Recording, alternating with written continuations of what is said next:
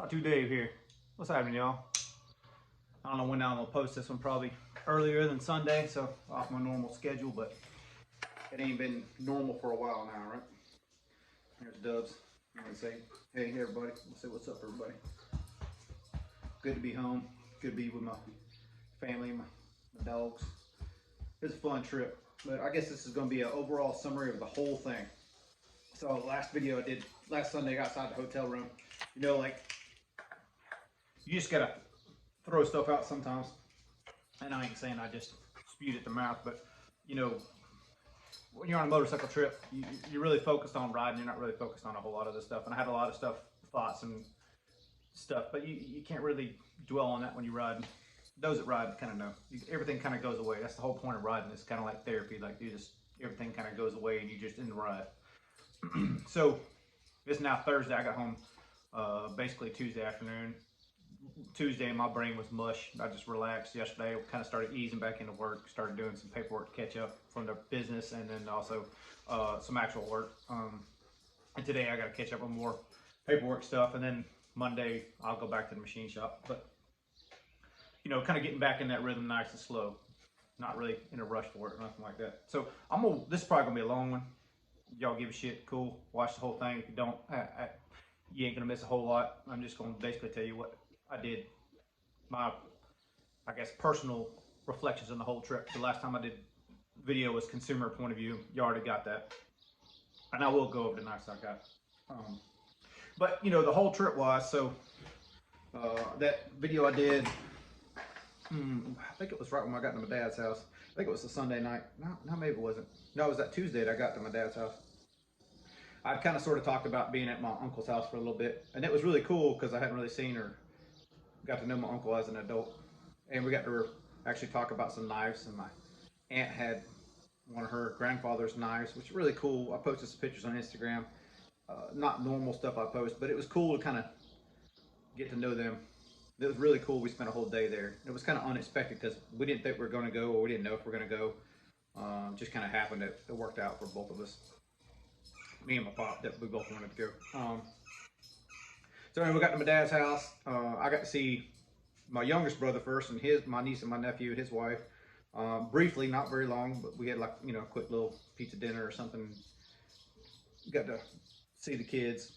You know, they're young, so chances of them actually having a good memory of me probably slim to none if they get any memory like me. But it was cool to see them, get to know them personality-wise and stuff. Because honestly, I don't want to be like the relationship that me and my uncle have, that we hadn't seen each other in basically 30 something years. And then I mean, we're still family, don't get me wrong, but I didn't really know him. I want my nieces and nephews to kind of know me a little bit anyhow. So that was a kind of a reflection thing, you know, for me personally, like on the other side of that, if you get what I'm saying. But it was cool. So every time I go to Atlanta, so, you know, I'm going, Blade was the destination, the time made me do it at that certain time. But I have tons of friends and family. I grew up in the Atlanta area, the south side of Atlanta, so tons of friends and family there. And I don't really have time to see everybody. I don't have that kind of time and do the show. So I'm kind of mixed every time I do this Blade show thing. And also, this is the first time I went to Blade show as a social media kind of, I don't guess, that I'm doing social media, right? The other connections and friends I had in the social media stuff, like, it's the first time doing it like that. Every other time I've been to Blade show, this is the third Blade show, second Blade show. Sorry, my mind's mush a little bit still. So as my second Blade show, I still approached it like just a regular consumer that really don't know anybody else that's there. So I feel kind of bad in reflection that I didn't spend more time on.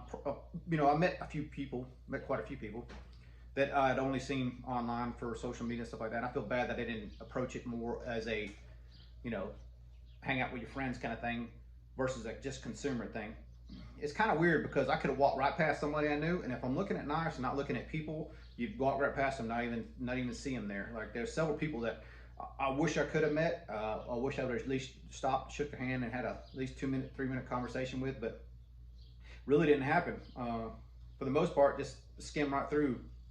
I mean, I met a ton of people, don't get me wrong, but like I didn't really spend a whole lot of time BSing with them. Everybody was kind of on the, especially on Friday, it was more like a buying frenzy, consumer type mentality there.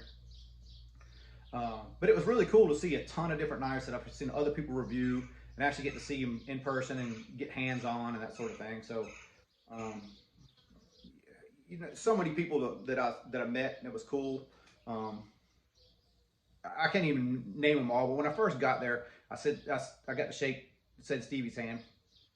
Obviously, y'all know who said Stevie is, and it was cool. But he already burnt out from the road trip. I'm not sure. I'm not trying to tell anybody what he was or wasn't, but you know, this is the beginning of the show. He already kind of had that whole I'm overwhelmed look. It comes to everybody. Like it's so much coming at you at once. It's sensory overload. It really is. It was a fun time, you know. Like got to see, like I said, I got to see a bunch of different stuff that I normally wouldn't have handled. You know, you always think about the ones that you kind of sort of like afterwards.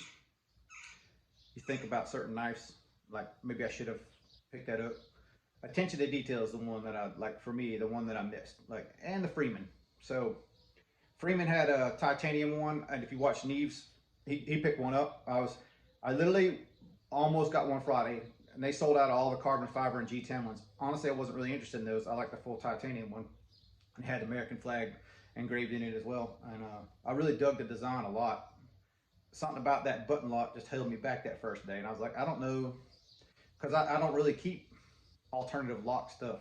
It's almost all button locks, all he had was button locks.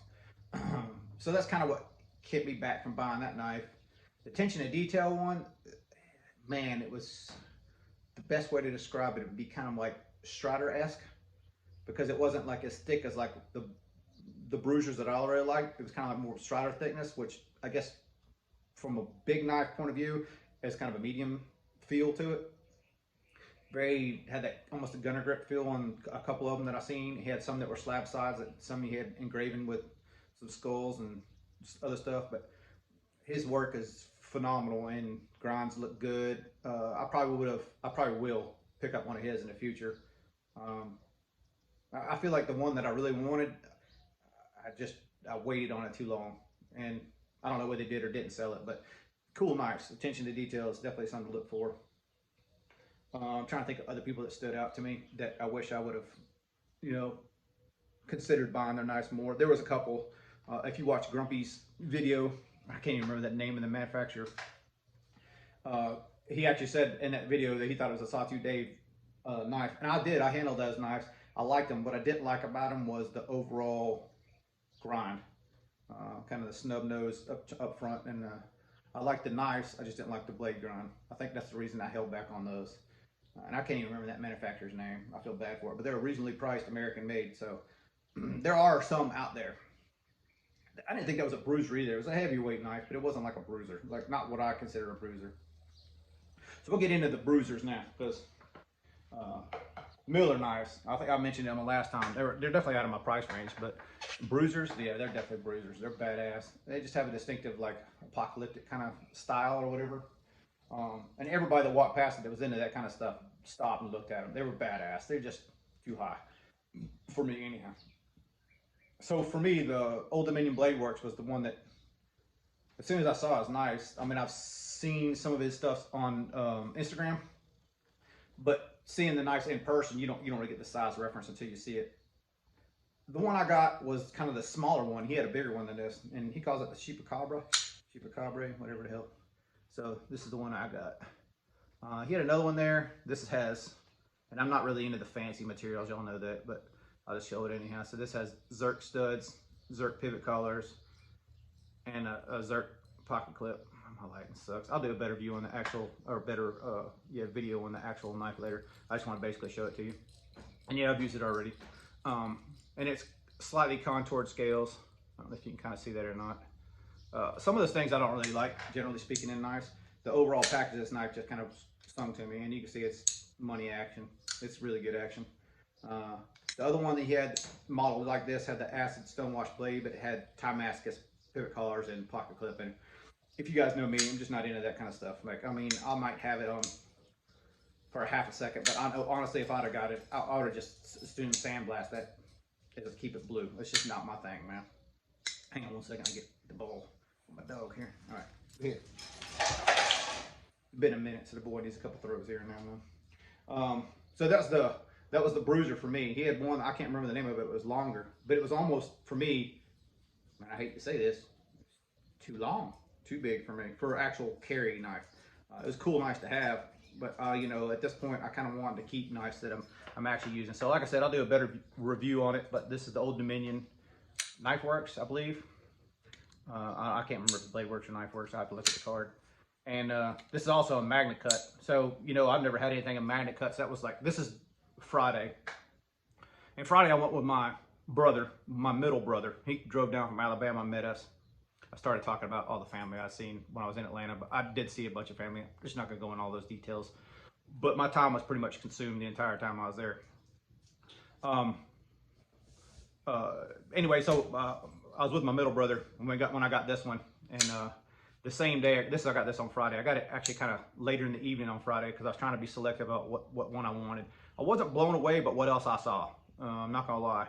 The other knife I got was on this day 2, and if I wouldn't have gone back day 2, I wouldn't have gone it, and it probably wouldn't have really affected me overall.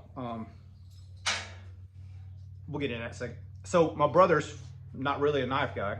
He doesn't dislike knives. I've given him knives before. He carries a knife on occasion, but for his work, he doesn't need a knife. So it's just basically around the house and that sort of thing. And I told him, when you see the knife you like, it'll speak to you. You'll know it's when you pick it up. So like as soon as I picked this one up, I think my brother knew right away I was going to buy it, and I knew pretty much right away I was going to buy it. It's just a matter of what model or what particular version of that one. But anyway, this is a Chupacabra Old Dominion Blade Works. So my brother got handled several different knives, and he was really attracted to the whole, he called it the barber knife, the razor style. And he got Red Horse Knife Works brass, and they had some there that were unengraved, but I can't remember the dude's name who has like a skull logo or whatever. He could have bought that one for the same amount of money, but he ended up getting just a plain sterile brass version. His is a satin blade. I got pictures of it. Maybe I'll put it on Instagram or something so you guys can see it. A couple of knives that I got next to his, but he got that, and he got a sword, some other knick-knack stuff. But he had a blast. For somebody who went to the knife show and didn't think he was going to get anything, my brother had a good time with it. Hand it to me then. He had a good time with it, and you know, it was a fun experience because he got to see and ask a bunch of questions. Some of the questions were kind of like, you know, new to knife people, so it was fun. It was a different experience going with my brother who really didn't know anything about knives, and it was cool that he ended up liking a knife so much that he picked it up. He was afterwards was like, I can't believe I spent that much money on a knife. And I was like, hey, welcome to the knife world. Maybe next time you come, you'll come as a consumer like me, a little more educated. We'll see. You know, it was fun. My younger brother, I tried to ask if he wanted a knife because I was going to give him a knife, and he didn't even care. He just carries a utility knife, and he goes through those razor blades so often, so he didn't even care. So I didn't bother giving him a knife or nothing. Or even really, he don't got the time. But I was going to invite him to the show too, but he didn't really have the time to go. So that night I was pretty well spent, you know, walking around there all day long. We got there at like 10 in the morning, and you know, the show didn't open for us till noon. We were one of the first people in at noon, like first maybe 100 or two, I don't know, to get in there. But they send you through the ballroom before you go to the main room, so everybody, the whole place is filled as soon as you go in there because Early Bird and the Cat and all that stuff, they're already in there. But it's not like I was after one particular thing, you know, like the guys that run to the Demcos and the Rosies and all that. I didn't bother with that shit. Like, you know, I went by there and looked to see what they had left, kind of thing. But when there's that much crowd on that, it's just not my style, man. But anyway, so day one over, I was pretty well spent. I had in my mind, I kind of wanted to do the pit, but my brother was kind of over it as well. So I wasn't gonna put him through that and make him stay out longer. I wanted to have dinner with my father, you know, after the road trip and stuff. I didn't want him cooking, so we wanted to pick something up, go home, spend some time with Pop, and then my brother ended up going to my aunt's house and stuff later on. So it was, long story short, I needed to get on for family reasons. So I really wanted to hang out in the pit and do that thing, but it didn't work out for us. I didn't ride to the show. Once I got there, my brother actually drove to the show, which kind of worked out for us. Atlanta track is crazy if y'all never been in it, like especially someone who's from a smaller town that doesn't have to deal with traffic. Tucson does not have traffic like Atlanta. It's nothing like that. There's some crazy shit in Tucson, but this is all minor stuff compared to Atlanta. Atlanta's crazy. So day two, my best friend from Atlanta, we still talk on the phone often, but I don't get a chance to see him all that often either. So, I guess Saturday morning there, he came by. I wasn't in a rush to get to the show Saturday. I didn't even know if Sean would want to go to the show or not. So when he got there, we kind of bullshitted for hot for a while, and then we just kind of eased on up to the show. Sean's not really a knife guy either. He's not opposed to knife guys, but he was looking at like clubs, and he was looking at a bunch of other stuff that didn't really interest me. But that Friday night, Saturday morning thing, thoughts in your head, the one that I kind of sort of wished I would have kind of got. And like I talked to a bunch of makers, man. So everybody's cool, don't get me wrong, but some people kind of stay in your mind more of like people you want to support, I guess, type thing. And so I went back to the McNeese booth, and I got a PM2 in this jigged, there you go, in the jigged scales. This is the one that I didn't expect to buy. It's not any kind of my normal knife. It's thin. It's what a normal people would carry. It's just a really cool knife. And the dude Jonathan, he and I talked a little bit about CNC stuff and like coding, like for the scales and that sort of thing. But he's a real down to earth kind of guy, a guy that I can kind of relate to, and quite honestly, a guy I'd like to support in the industry.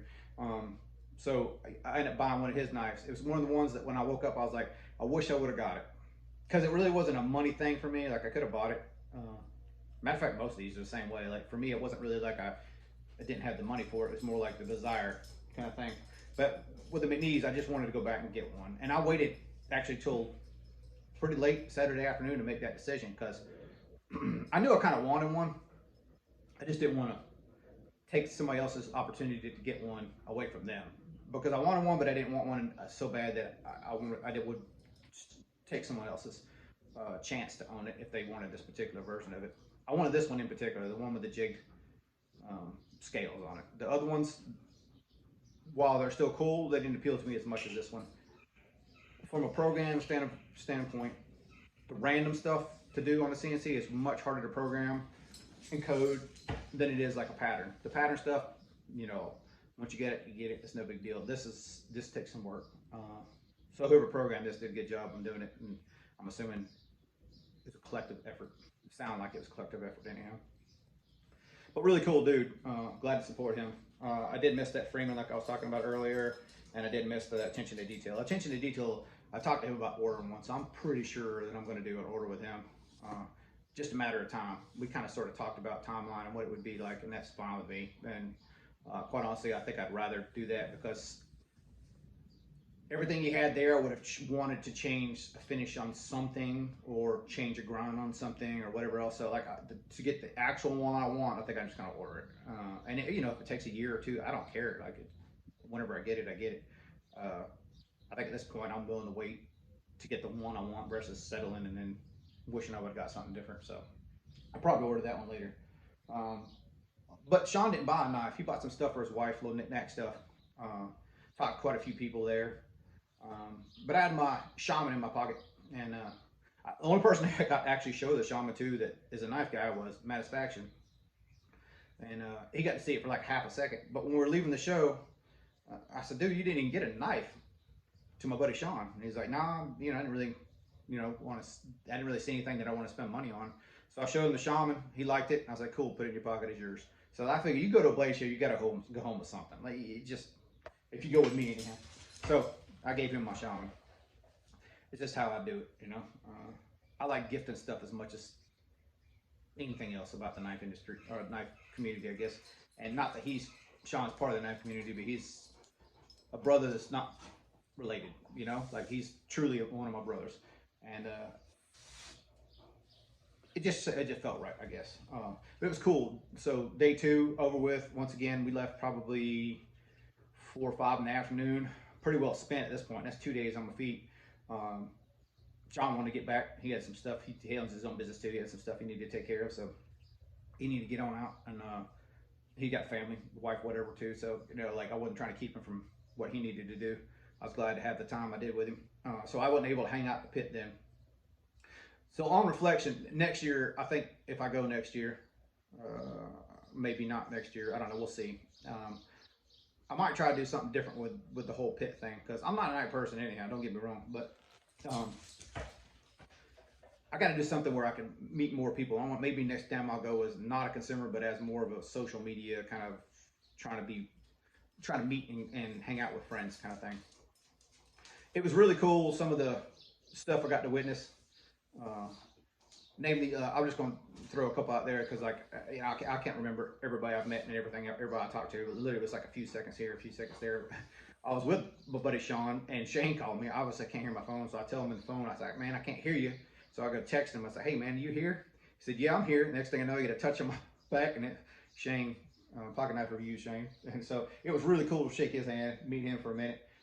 But we only had a brief minute, you know, like he told me basically what he had got. I didn't even ask to see it because the frenzy of what was going on kind of there thing. This is day 2, but they're still, you know, consumer minded, like what did I miss? What did I want to see kind of thing. And I don't think I'd even got this. I hadn't even got this one yet, I don't believe. This PM2. But it was cool to see him. I got to see Neves, talk to Neves for a minute. Obviously Kevin. And then while I was at, lefty Kevin, when I was at Devo's booth, and Colin too. Colin was cool as shit too.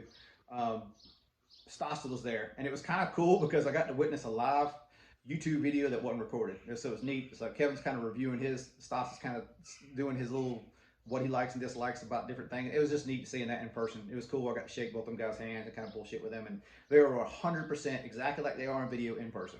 It was neat as fuck to see that shit. So, like, you know, if anybody has to question what these guys are like, I mean, I'm pretty sure that most everybody's exactly like they are in video, but those guys are 100% spot on, exactly like they are in video. It was kind of cool to see that, witness that. And like I said, I got to see a bunch of other people, shake a bunch of hands. It was neat, cool experience overall. You know, I didn't come away with as much as I thought I would. I got to meet Frankie and Bird on late Friday, and she was doing these hand-drawn little things from Blade Show, like basic mementos. And I got one of her paintings right here behind me. I can see, but I can't really get to it right now. And the stickers on my toolbox at work and stuff. So, you know, it was cool to see. And they were, how they come across the video is exactly how they are in person as well. Like, it was interesting, right? They were cool people. So after Blade Saturday, I pretty much knew Sunday was I didn't need to go back Sunday. And Pop had already talked about riding halfway back with me, so I figured let's go ahead and kick it on Sunday morning. So Sunday morning we woke up, crack of dawn, we're gone. I made that video on Sunday evening when we were just into Texas, so that was about high 6s, low 7s, 100 miles wise for a day. It was a good day ride. It wasn't the hardest day, but it was, you know, a good hard day, a decent day. I probably could have went a little further, but I wasn't gonna try to push Pop. The second day, we rode basically to Albany, Texas, had lunch together, which is like 300 miles from where we started. Had lunch together, Pop turned around, he went right back. He's actually stayed in the same hotel we did the first night, so he just basically did a loop back.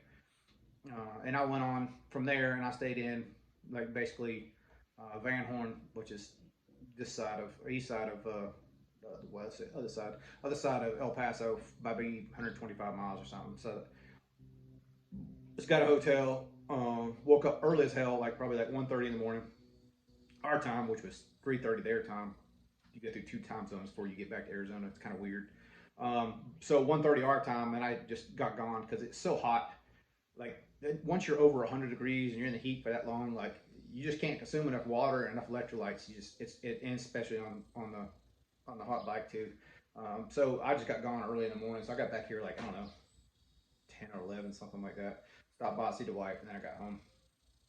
It was a cool trip. I'm real proud of the bike. You know, having not owned it that long, not knowing all the I guess all the unknowns of the motorcycle. Because, you know, once you get some miles on it, like now, I know the bike. I know it pretty well, actually. Now I'm pretty proud of how she did on the road. And there's a few things I probably need to tweak on it, but overall, like, she did well. I'm really bonded with that Road King at this point. Overall, excellent trip, fun. The memories of riding with Pop and how much fun I had riding with him and just hanging out with him, getting all to see my bunch of friends and family along the way. The only regret I really had was not hanging out and seeing everybody at Blade more than I could have. But like I said, time was limited. I had to do what I had to do. You know, like it's more important to me to see actual family, childhood friends, and that sort of thing than it was to kind of do the whole social thing. So for those of you I didn't get to see, I apologize. I wish I could have spent more time. I probably will approach it differently next year. And from a consumer point of view, like you do get that kind of buying frenzy kind of thing. And like, would I have bought this McNeese knife had I not been at Blade Show? Probably not. The knife had appeal to me, don't get me wrong, but it kind of serves the same role as that little DPX Hest, which DPX wasn't even there, so I was hoping to see them guys. They weren't even there. At least I didn't see them. Maybe they were, I didn't see them. But anyway, like it's kind of more of a backup role for me, but I do dig the knife. It's cool. It's a little small knife. It'll probably be more of the in the car while I'm driving, flicking thing. It's a fun knife, even left-handed. I can do it. And just getting kind of get back in the roll of things. I'll probably try to do another video on Sunday, maybe even do a little better view of the Old Dominion, because this knife definitely deserves some more attention. This knife I definitely would have bought. I probably wouldn't have bought it off Instagram because I didn't know the size, feel of it. But now that I have the size and feel of it, if you guys are on the fence, you like the design, I highly recommend it. But I'll do more of that Sunday, I guess. All right. So this is a midweek, flawed out. I don't know what do you call it. Just Side Day bullshitting. Obviously, all my thoughts aren't back yet. The dog's about to hit the damn tripod. We're gonna call it there. All right. Sorry for the long one, but hopefully this will be the last one about actual Blade. All right, y'all. See you.